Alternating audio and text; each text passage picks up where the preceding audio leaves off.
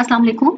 आज की इस वीडियो में हम ये सीखेंगे कि CSS की मज़ीद और प्रॉपर्टीज़ को हम पढ़ेंगे, जिसमें ग्रेडियंट्स हैं कि हम ग्रेडियंट्स कैसे अप्लाई करते हैं, शैडो इफेक्ट्स पढ़ेंगे, test effects, 2D and 3D transform. सबसे पहले हम ये देखते हैं कि CSS ओपेसिटी क्या होती है, ट्रांसपेरेंसी क्या होती है। देखिए, ओपेसिटी ये होती है कि एक चीज़ को आप जितना ट्रांसपेरेंट बनाएं वो उसकी ओपेसिटी होती है, ठीक है। मीन्स कोई डिव है, उसका कलर हमने रेड रखा हुआ है और उसकी ओपेसिटी हम कम कर दें तो वो ट्रांसपेरेंट हो जाएगी।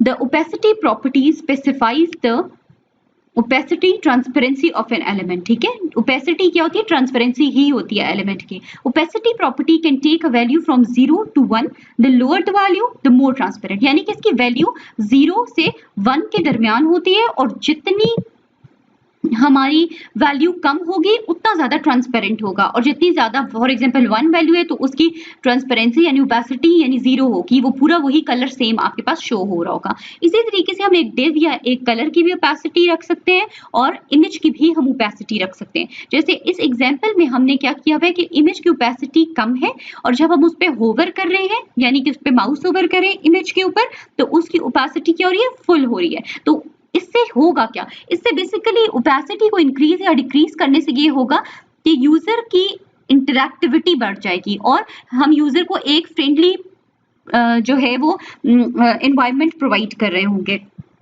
जैसे कि हम इस एग्जाम्पल में देख सकते हैं, अगर हम यहाँ देखें तो यहाँ हमारे पास क्या है? एक इमेज हमने लिया हुआ है, ठीक है। एक डिव में एक इमेज हमने लिया हुआ है और जो सेकंड हमारे पास डिव है इसकी ट्रांसपेरेंसी, इस पे जो हमने व्हाइट कलर रखा है इसकी ओपेसिटी को हमने बहुत लो रखा है, इसीलिए नीचे से आप देख सकते हैं कि ये जो डिव है दूसरे वाला, इसमें आपको क्या है? नजर आ रहा है, जो आपके जो इमेज है वो नीचे से नजर आ रहा है और ये इसके ऊपर एक टेक्स्ट दिया गया है हमने। तो इस तरह से क्या है, ये बड़ा देखने में बहुत इंटरैक्टिव भी लग रहा है और हम किसी चीज को एक्सप्लेन भी कर सकते हैं इसके थ्रू। जैसे फॉर एग्जांपल इन फ्लावर्स को हम एक्सप्लेन करना चाहते हैं तो ये फ्लावर्स की पिक्चर भी है और इधर हम उसकी एक्सप्लेनेशन भी लिख सकते हैं। नेक्स्ट हमारे पास है CSS ग्रेडियंट्स। अच्छा जी, ग्रेडियंट्स क्या होता है? आपको पता होगा कि सॉलिड कलर क्या होता है जिसमें एक कलर हो, और ग्रेडियंट क्या होता है जिसमें स्मूथ ट्रांजिशन हो कलर्स के बिटवीन, जैसे दो या दो से ज्यादा कलर्स के बिटवीन। जिस तरह यहाँ पे यह ग्रीन और ब्लू से कलर के दरमियान ट्रांजिशन ली गई है, ठीक है। ये इफेक्ट्स जो है हम फोटोशॉप में अप्लाई करते हैं, उन इफेक्ट्स को यहाँ पर CSS में या HTML में ट्रांसफॉर्म करने के लिए हम CSS ग्रेडियंट के थ्रू इसको फोटोशॉप से CSS में कन्वर्ट कर सकते हैं। दो टाइप के ग्रेडियंट्स हैं हमारे पास, एक लीनियर ग्रेडियंट है, एक रेडियल ग्रेडियंट है। लीनियर जैसे नाम से पता चल रहा है या तो वो डाउन अप लेफ्ट राइट से शो होगा या डायगोनली शो होगा, और रेडियल जो है रेडियस से निकला है कि हमारे पास क्या है? सेंटर से उसका हब जो है वो हम डिफाइन करते हैं। अब हम इसकी डिटेल देखते हैं एक एक करके। सबसे पहले हम लीनियर ग्रेडियंट को देखते हैं। देखिए, ये ब्लू में जो आपको नजर आ रहा है ये इसका सिंटेक्स है। सबसे पहले हमने ये सिंटेक्स लिखना है लीनियर ग्रेडियंट, ठीक है। फिर ब्रैकेट्स में हमने लिखना है, अगर तो हम कोई डायरेक्शन नहीं स्पेसिफाई करें, सिर्फ बाय डिफॉल्ट दे रहे हैं जो यहाँ पे आपको नजर आ रहा है, तो हमारे पास हमें क्या नजर आएगा? ये टॉप टू बॉटम होता है जो बाय डिफॉल्ट होता है, यानी टॉप से नीचे की तरफ जो आएगा बाय डिफॉल्ट बिहेवियर जो होता है, और आगे हमने कलर स्पेसिफाई कर देने होते हैं। अगर फॉर एग्जाम्पल हम ये देख रहे हैं कि जी हम चाहते हैं कि लेफ्ट टू राइट आए, ठीक है, तो हम यहाँ पे हमने देखें यहाँ पे स्पेसिफाई कर दिया टू राइट, ठीक है।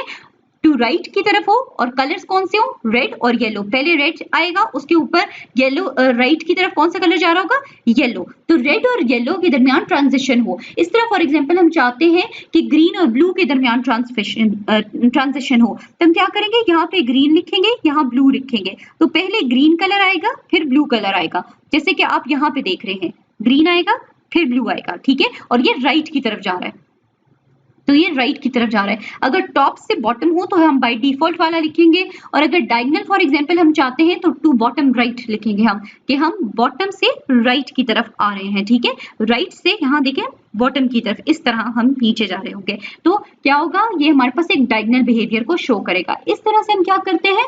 ग्रेडियंट को डिफाइन कर सकते हैं। इसी तरीके से सेम स्पेक्ट पे हम किसी एंगल पे भी ग्रेडियंट को डिफाइन कर सकते हैं। जैसे फॉर एग्जांपल हम चाहते हैं 90 डिग्री पे या 30 डिग्री पे हम उसको स्पेसिफाई करना चाहते हैं ग्रेडियंट को, तो यहाँ हम उस एंगल को देखेंगे। अगर हम 30 डिग्री देते हैं तो ये क्या होगा, ये क्लॉकवाइज आएगा। अगर -90 डिग्री है तो क्या होगा, एंटी क्लॉकवाइज आएगा। ठीक है, फिर आपका जो ग्रेडियंट है वो एंटी क्लॉकवाइज आएगा। यहाँ पे आप क्या करेंगे, एक फर्स्ट कलर देंगे, यहाँ सेकंड कलर देंगे। इसी तरीके से अगर आप 3 कलर्स 4 कलर 5 कलर्स देखना चाहते हैं, मल्टीपल कलर्स देखना चाहते हैं, तो आप कलर्स लिख देंगे रेड येलो ग्रीन। ये इसी ऑर्डर में आपके पास क्या होगा, बनेगा। सबसे पहले रेड कलर की ट्रांजिशन होगी, फिर वो येलो में ट्रांसफॉर्म हो रहा होगा, फिर ग्रीन में आ रहा होगा। फॉर एग्जाम्पल आगे ब्लू है तो ब्लू में आ रहा होगा, फिर वॉयलेट है तो वॉयलेट में आ रहा होगा। इस तरह सारे कलर्स की ट्रांजिशन को हम शो कर सकते हैं। अगर हम चाहते हैं, देखें कि हम क्या करें, हम ये अब जो ग्रेडियंट है, देखें सेम कलर है, मगर सेम कलर को हम क्या करें, यहाँ पे ओपेसिटी इस तरफ बिल्कुल 0 है और यहाँ पर क्या है 1 है। आपको ट्रांसपेरेंट नहीं है, यहाँ पे ट्रांसपेरेंट है।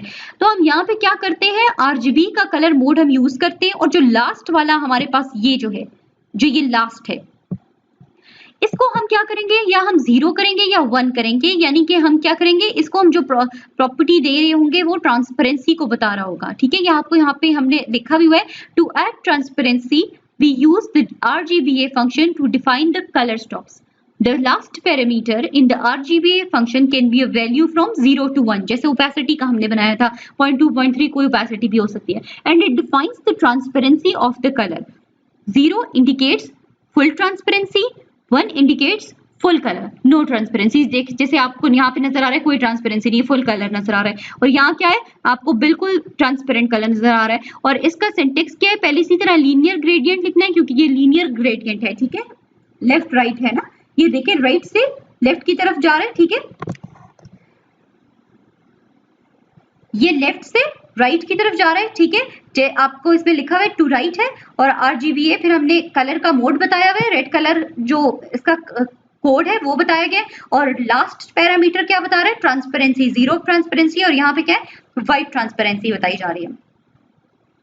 अब हम देखते हैं रेडियल ग्रेडियंट्स क्या है। ये जैसे हमें पिक्चर में नजर आ रहा है, देखिए डायगोनल से ये नजर आता है। ठीक है, तो इसका जो सिंटेक्स होता है वो होता है रेडियल ग्रेडियंट, और फिर हमने सबसे पहले जो कलर आया रेड है, रेड कलर, फिर हम कितने परसेंट उसे अप्लाई करना चाहते हैं, 5% यहाँ हमने अप्लाई किया। फिर येलो है कि जी 15% उसे अप्लाई किया गया, फिर ग्रीन है 60%। इसी तरीके से जो कलर्स हम स्पेसिफाई करना चाहते हैं। अब हमारे पास नेक्स्ट है CSS शेडो इफेक्ट्स। देखें, दो तरह के शेडो इफेक्ट्स होते हैं, या तो हम टेक्स्ट पर शेडो अप्लाई कर सकते हैं, या हम बॉक्स पे शेडो अप्लाई कर सकते हैं। यानी कि हम किसी इमेज पे भी शेडो अप्लाई कर सकते हैं, किसी डिव पे भी शेडो अप्लाई कर सकते हैं। ठीक है, अब हम देखते हैं कि हम किस तरह से इसको अप्लाई कर सकते हैं। सबसे पहले हम देखते हैं कि हम एक टेक्स्ट पर किस तरह शेडो अप्लाई कर सकते हैं। ये हमारे पास इस तरह से हमें नजर आएगा जब हम इस पे शेडो अप्लाई करेंगे। जैसे आपको पता है H1 हम किससे लिखते हैं, हम लिखेंगे तो हमारे पास एक हेडिंग शो हो जाएगी, HTML का सिंटेक्स है, उसमें हम CSS की प्रॉपर्टी लिखेंगे टेक्स्ट शेडो, और XY की वैल्यू हमने दे दी 2 पिक्सेल्स 2 पिक्सेल्स। देखें X भी 2 पिक्सल है, Y भी 2 पिक्सल है, तो ये थोड़ा सा हमें X की तरफ भी नजर आ रहा है, Y की तरफ भी नजर आ रहा है। ठीक है, मगर हमने कलर स्पेसिफाई नहीं किया तो वो बाय डिफॉल्ट उसे ब्लैक ले रहा है। अगर हम उसमें कलर स्पेसिफाई करना चाहते हैं, add a color to the shadow, तो हम क्या करेंगे, 2 पिक्सल X Y और रेड, यानी हम जो भी कलर स्पेसिफाई करना चाहते हैं, जैसे रेड हमने यहाँ किया, तो शेडो क्या होगा, रेड कलर का होगा। ठीक है, अगर हम इसमें सेम में ब्लर इफेक्ट, जैसे यहाँ आप देख रहे हैं यहाँ फर्क है, मतलब बिल्कुल लग रहा है जैसे दो चीजें लिखी हुई हैं, मगर हम चाहते हैं कि ब्लर इफेक्ट अप्लाई हो जाए, तो हम क्या करेंगे, यहाँ पर जो थर्ड वैल्यू हमने दी है ये हमारी वैल्यू को ब्लर कर रहा है। ठीक है, हमारे कलर को उतना 5 पिक्सेल्स ब्लर कर रहा होता है। ठीक है, जैसे आप यहाँ पे देख सकते हैं 2 पिक्सल X की वैल्यू, Y की वैल्यू, और 5 पिक्सल क्या है, इतना हमने वैल्यू को ब्लर रखना है, और इस कलर में हमने शेडो को क्रिएट करना है। अब हम देखते हैं बॉक्स शेडो, जैसे हमने अभी यहाँ पे एग्जांपल में देखा था, ये बॉक्स पे शेडो किस तरह से हम अप्लाई कर सकते हैं। ठीक है, तो इसके लिए हम सबसे इसी तरीके से सेम लिखेंगे, मगर यहाँ हमने टेक्स्ट के लिए क्या लिखा था, टेक्स्ट शेडो, यहाँ हम क्या लिखेंगे, बॉक्स शेडो। और सिमिलरली एक्स की वैल्यू और वाई की वैल्यू देंगे।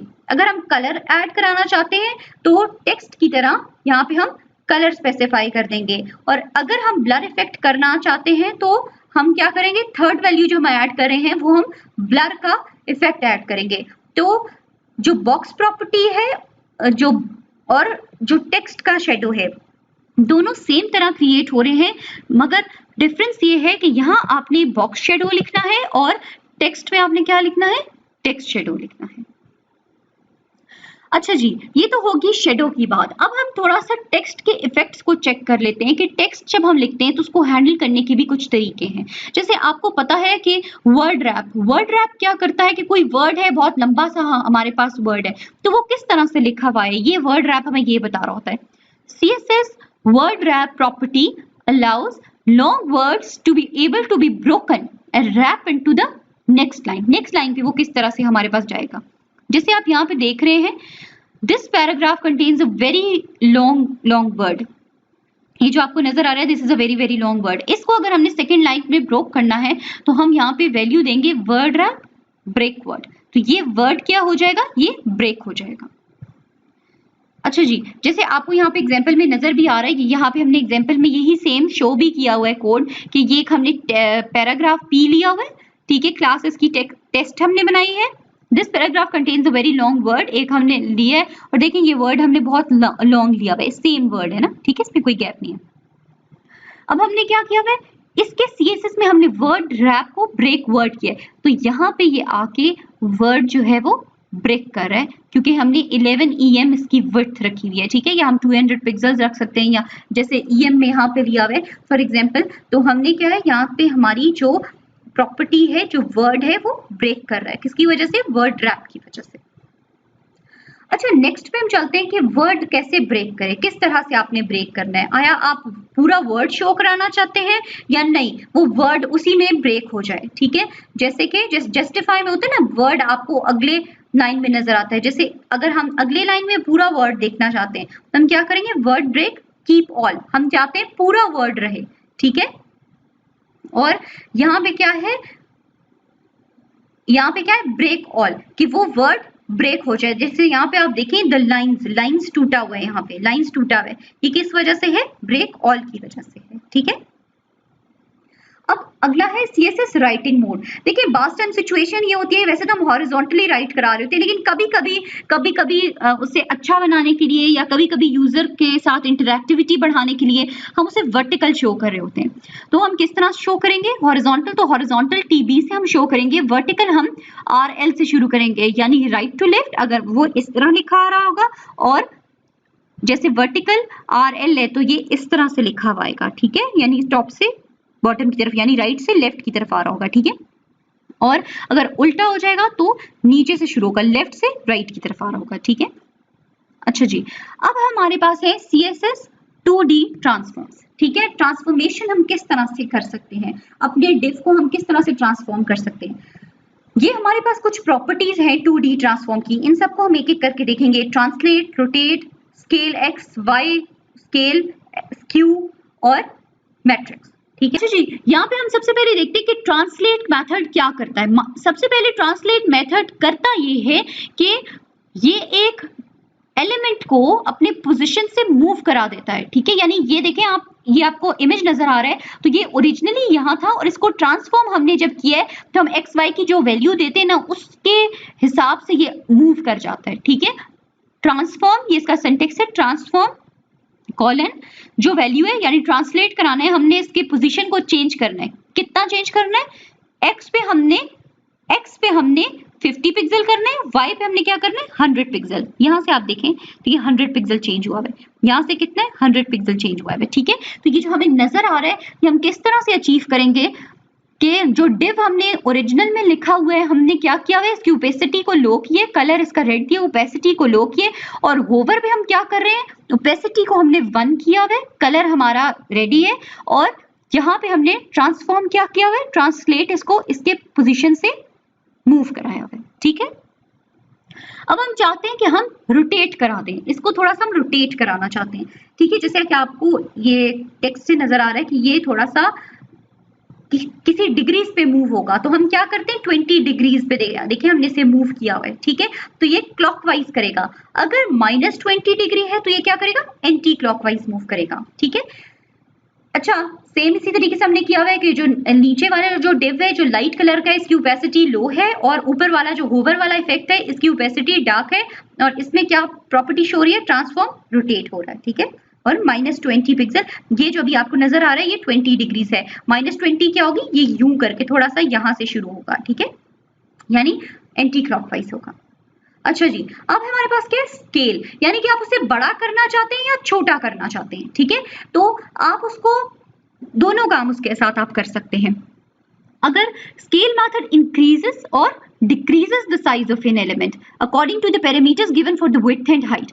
The following example increases the div element to the 2 times of its original width and 3 times of its original height. जैसे यहाँ पे हमें दिया गया है, तो 2 क्या है, ये विड्थ को इंक्रीज कर रहा है, ठीक है, और 3 क्या हाइट को कर रहा है, ये x के लिए, ये y के लिए, ठीक है, तो ये क्या कर रहा है, ये इसको देखिए, ये जो ट्रांसफॉर्म्ड है बड़ा हो गया 2 टाइम्स और हाइट में इंक्रीज हो गया 3 टाइम्स। इसी तरीके से अगर हम इसको डिक्रीज करना चाहते हैं, half of its original width and height हम करना चाहते हैं, तो 0.5 हम वैल्यू दे देंगे, तो ये डिक्रीज हो जाएगा, ठीक है। अच्छा, अगर अब हम चाहते हैं कि ये हमने क्या देखा, स्केल देखा मेथड, अगर हम सिर्फ x की वैल्यू पे उसको चेंज कराना चाहते हैं, तो हम सिर्फ यानी सिर्फ विड्थ उसकी चेंज कराना चाहते हैं, तो सिर्फ हम x की वैल्यू देंगे, ठीक है, तो क्या होगी, सिर्फ विड्थ डिक्रीज होगी, ठीक है। इस यहाँ पे ये इंक्रीज कर रहे हैं और पॉइंट्स में जब हम लिख रहे होते हैं तो ये डिक्रीज कर रहा होता है। इसी तरीके सिमिलरली y हम क्या करना चाहते हैं, हाइट को इंक्रीज या डिक्रीज करना चाहते हैं। अगर 3, 4, 5 वैल्यू है तो क्या है, वैल्यू इंक्रीज हो रही है, कौन सी वैल्यू, हाइट, क्योंकि y हमने दिया है, स्केल y है ना, तो y एक्सिस पे वैल्यू चेंज हो रही होगी। इसी तरीके से सिमिलरली अगर हम वैल्यू को डिक्रीज कराना चाहते हैं तो हमने क्या कर दिया, 0.5 करा दिया, और यहाँ पे हमने जो अभी पहले देखा था कि 0.5 एक्स वाई की वैल्यू को अगर हम डिक्रीज कराना चाहते हैं। अच्छा जी, अब हमारे पास है skew X method. Skew X method skews an element along the X axis by the given angle, ठीक है। ये आपको यहाँ पे 2 डिव्स नजर आ रहे हैं, एक तो नॉर्मल डिव है और दूसरा क्या है, थोड़ा सा स्क्यू हुआ है, थोड़ा सा इधर देखें स्लाइटली डायगोनल हुआ है, देखें यहाँ पे ये क्यों 20 डिग्री स्क्यू हुआ है और एक्स एक्सिस पे हुआ है, देखें क्यों, क्योंकि हमने यहाँ दिया स्क्यू एक्स, तो यहाँ से जो आपको थोड़ा सा फर्क नजर आ रहा है ये स्क्यू एक्स की वजह से नजर आ रहा है, और कितने डिग्रीज है, 20 डिग्रीज, इसको आप इंक्रीज कर सकते हैं, ठीक है। अच्छा जी, अब स्क्यू y है, सिमिलरली आप जो यहाँ पे दे रहे हैं, देखें ये यहाँ से इसको चेंज नहीं कर रहा, ये तो नॉर्मल डिव है ना, इसकी बात हम नहीं कर रहे, ये मैंने इसलिए दिया हुआ है कि आपको पता चले कि नॉर्मली वो किस तरह था। ये डिव हम स्क्यू करा रहे हैं, तो ये डिव किस तरह से हो रहा है, y, ये देखें y से स्क्यू हो रहा है, तो हम 20 डिग्रीज इसको यहाँ से 20 डिग्रीज इसको हम स्क्यू कर रहे हैं, थोड़ा सा नीचे की तरफ ला रहे हैं। अगर हम इसको एक्स वाई पे स्क्यू कराना चाहते हैं, skew method skews an element along the x and y axis by the given angles. The following example skews the div element 20 degrees along the x axis, 20 degrees along the x axis and 10 degrees along the y axis, ठीक है। तो ये देखिए 20 यहाँ पे हुआ है और यहाँ पे 10 डिग्रीज y एक्सिस पे चेंज हुआ है। अच्छा जी, मैट्रिक्स मेथड क्या कर रहा है, सारे मेथड्स को कंबाइन किया जितना हमने 2D के मेथड्स पढ़े हुए हैं, ठीक है। Matrix method combines all the 2D transform methods into a single one method which is known as matrix method. The matrix method takes 6 parameters containing mathematical functions which allows you to rotate, scale, move and skew elements, ठीक है, ये हमने अभी पढ़ा है। This parameters are as follows. ये इसका syntax है, आपने इसको इसी उसमें लिखना होगा, मैट्रिक्स। सबसे पहले आप स्केल एक्स लिखेंगे, फिर scale Y, skew X, scale Y, translate X, translate Y, ठीक है। इस तरह से हम इसको लिख सकते हैं, और हम चाहें तो हम इसको अलग-अलग भी लिख सकते हैं, हमारी मर्जी, हम उसको जिस तरह से भी लिखना चाहें। अच्छा जी, अब हमारे पास नेक्स्ट है CSS 3D ट्रांसफॉर्म्स। 3D में उसको किस तरह से ट्रांसफॉर्म करते हैं, उसके लिए हमारे पास 3 मेथड हैं, rotate X, rotate Y, rotate Z. सबसे पहले हम देखते हैं रोटेट एक्स को, ठीक है। ये क्या कर रहा है, rotate method rotates an element around the X axis at a given degree. ठीक है, अगर आप इस डिव को देखें तो ये ओरिजिनल है और इसने से क्या किया, नीचे की तरफ एक्स एक्सिस की तरफ आप इसको देखें तो उल्टा कर दिया इसने। ठीक है, एक्स एक्सिस की तरफ देखें, इसका टेक्स्ट भी उल्टा हो गया, उससे आपको अंदाजा हो रहा होगा। देखिए यहाँ पे आ रहा है, ये देखिए ट्रांसफॉर्म्ड यहाँ लिखा हुआ आ रहा है। ठीक है, तो ये एक्स एक्सिस को उल्टा रोटेट कर देता है, बिल्कुल एक तरीके से 180 पर इसको रोटेट कर देता है। देखिए इसको 150 डिग्री पर इसको रोटेट किया गया है। ठीक है, अच्छा जी, अगर हम उसे वाई एक्सिस पे रोटेट करना चाहते हैं तो हम कहते हैं 130 डिग्री पर उसको रोटेट कर दो। जिस तरह ये आपको नजर आ रहा है, ये 130 डिग्री पे रोटेट किया गया और ये क्या गया है, ये 150 डिग्री पर रोटेट हुआ है, यानी कि ये बिल्कुल वाई एक्सिस पर चेंज हो गया। ये आप देखें तो इसका टेक्स्ट से आपको अंदाजा होगा कि वाई डिग्री पर रोटेट हो गया। जेड एक्सिस क्या है, जेड डिग्री पर, यानी कि जेड हमने एक्सिस पे क्या दिया 90 डिग्री, तो ये 90 डिग्री के एक्सिस पर रोटेट हो जाएगा। ठीक है, तो इस तरीके से ये प्रॉपर्टीज हैं 2D और 3D की। ठीक है, thank you so much for watching the lecture.